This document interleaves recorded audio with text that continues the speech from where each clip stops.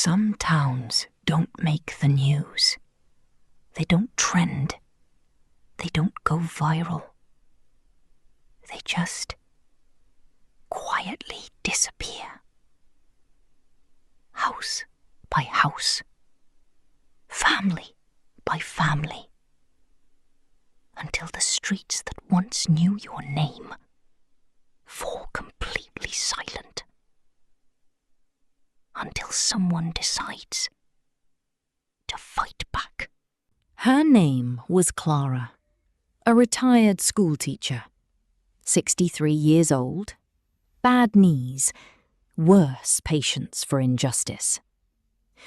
When the city quietly announced they were closing the Riverside Community Centre, the place where she had taught reading to 3 generations of children, Clara didn't write a strongly worded email.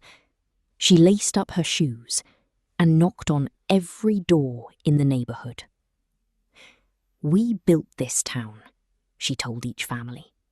"Every single one of us. And we are not letting them take it." Some people nodded. Some people cried. Some signed her petition right there at the door, still in their pyjamas. Within a week, 60 families had signed.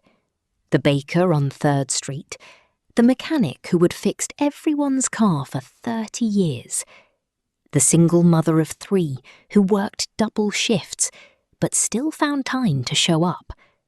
One by one, they walked into City Hall. People who had never spoken at a public meeting before. People who were terrified. People who came anyway. And they told the council, in plain, honest words, exactly what that building meant to them. It was where they learned English, where they buried a grief they couldn't name alone, where their children took their first steps on a wooden floor that smelled like chalk and possibility. That the council delayed, then delayed again.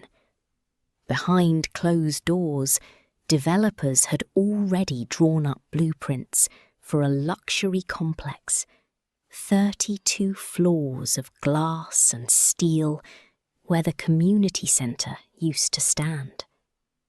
Clara stayed up past midnight, week after week, writing letters, making phone calls, drafting appeals with arthritic hands that refused to stop moving. Some nights her daughter would find her at the kitchen table, head down, shoulders shaking.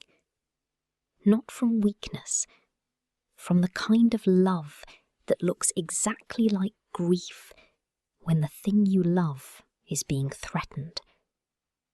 She kept going. On a Thursday morning in March, the city council voted 7-2. The Riverside Community Centre would stay. Clara walked out of that building, into the sunlight, and wept.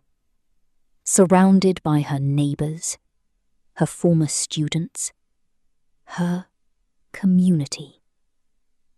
One woman, one fight, one neighbourhood that simply refused to disappear. Here is what I want you to carry with you today. You don't need a title. You don't need power. You don't need anyone's permission. You just need people. And the courage to knock on the first